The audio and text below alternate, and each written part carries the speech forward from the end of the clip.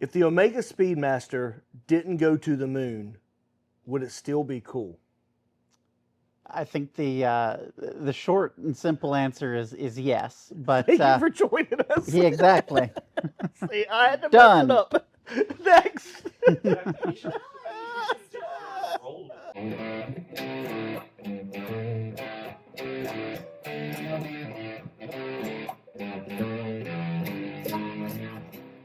Today we're going to be talking about the Omega Speedy. Zach, if the Speedmaster did not have the history of going to the moon, would it still be cool? What's your thoughts? So I wholeheartedly believe that the answer is yes. But to kind of dig into that a bit, let's get into what makes it cool now. So the Omega Speedmaster came out in 1957.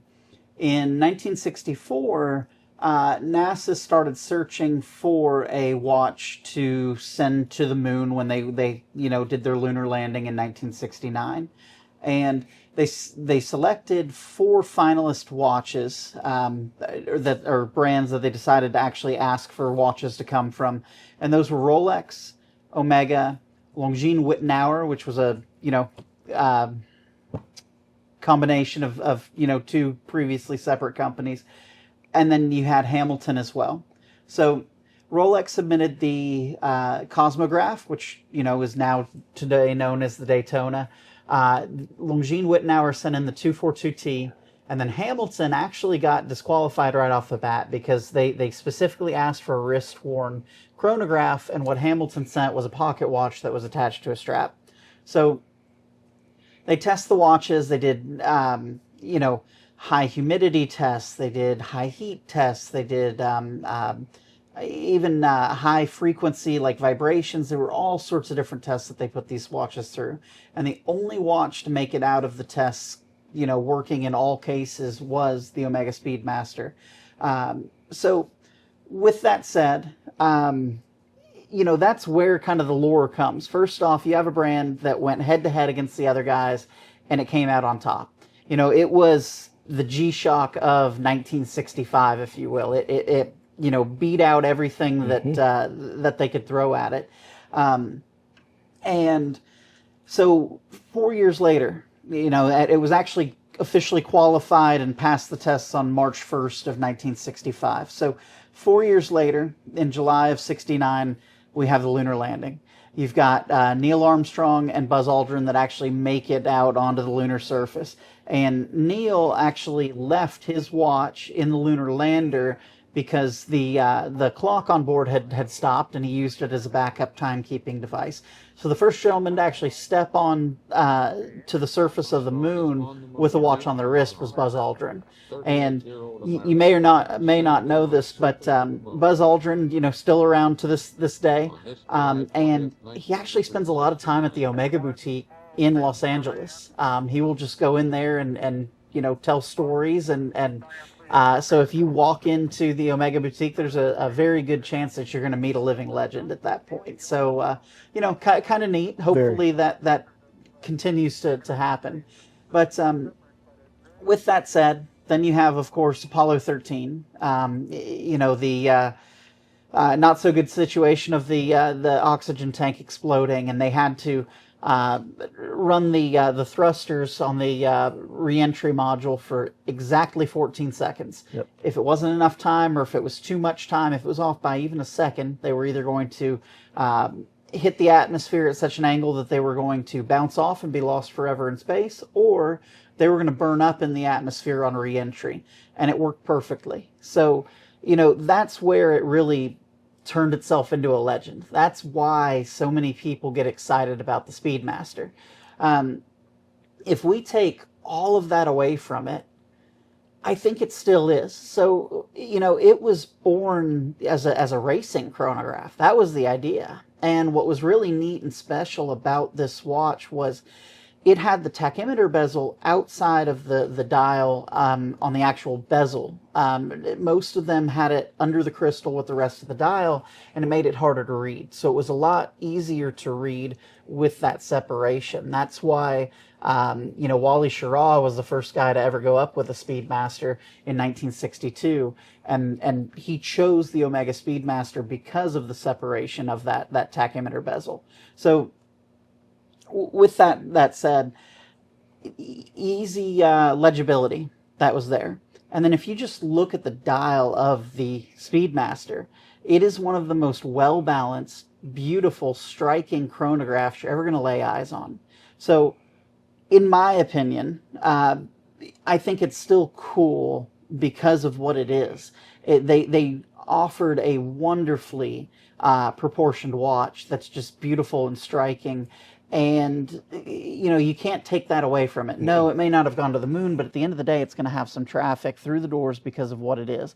Maybe it wouldn't be as much as what they get now with the moon landing as being part of its heritage, but I still think it comes through. So, Rob, what do you think about it? Before I give my opinion, we're going to do something for our first today. So if you will like, comment, anything at all, and be a subscriber, we're going to give a giveaway at the end of this episode. We'll tell you what the giveaway is. So you have to be a subscriber, you have to like, and you have to leave a comment. Zach, I think you stole my notes, other than I don't have any notes on this. So I thought for a second Zach was reading my brain. I 100% think it would be just as cool. I think that it probably would have been cool in a little bit different way. So we both have Speedmasters on today, right? And I would say this definitely stays in my top 3 most worn watches. And when I look at it, my brain goes to racing every time before it goes to the moon landing story. And I think the moon landing makes for great PR, makes for great advertisements, great stories. But the thing is, we don't know, right? It could have been a complete flop. However, the Daytona wasn't a complete flop, and they lost. Yeah. Right? So what if Omega would have doubled down into Formula One? What if they'd have doubled down into NASCAR? What if I think they had an absolute top 5 watches ever made for the average person to wear. It would have just found a different avenue to get in front of us. I don't see a scenario where Omega sells 50% less Speedies if they didn't go to the moon. I think they would have landed in a more racing way and could have just dominated that. It is still an amazing looking. Like you said, the proportions on it are just spectacular. If you've never put a Speedy on, go find one at a local retail store and put it on your wrist. And don't see what happens sometimes is people say, oh, it's a 42 millimeter. That's going to be too big. It does not wear as a 42 millimeter, not to me at all. But it is a striking watch. It gets compliments, it gets looks.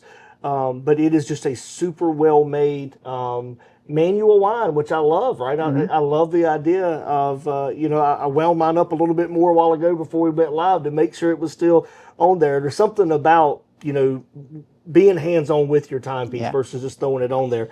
But I think hands down it would have been just as popular, but just possibly in a different way. Sure. Well, to piggyback on you loving it being manual wind too, it's a gorgeous movement. It really, really is. They did a great job with movement decoration, and I think it sells more. The Sapphire Sandwich by far sells more, at least in my store, because people want to see that movement. Mm-hmm. They did a great job with it, and it gets you excited about watches. So, Zach, is it true that the watch that actually won the competition, what was the reference number on it again? So it was the 105.003. Okay, so that was at a 39 millimeter case diameter, right? Yep. And so the future watch gods came down and shook them and made them put it into a 42 millimeter diameter by the time it went to the moon. Is that correct? Yes. The one that went to the moon was the 105.012. And so it had increased in size by 3 millimeters. Now it was 42. And I find that interesting because Obviously it worked. It did, yeah. The Moonwatch has proven itself, but at the end of the day, the one that they tested and qualified was not actually what went up. It is kind of weird that they allowed that to happen, because you would kind of think that whatever won that criteria, you'd have to roll with that. But for my sake, I'm very glad they went with the 42, because it is perfect. We definitely want to thank you for watching today. We would love to hear down in the comments your opinion about the Speedy and the moon landing. Like we said earlier, we are going to be giving something away for our first time. We're going to be shipping out a Watch Robin Zach hat. So in order to get that, all you have to do is to leave a comment of anything, and be a subscriber to the channel. And we'll reach out to you and send it out to you. Thank you so much. Bye-bye.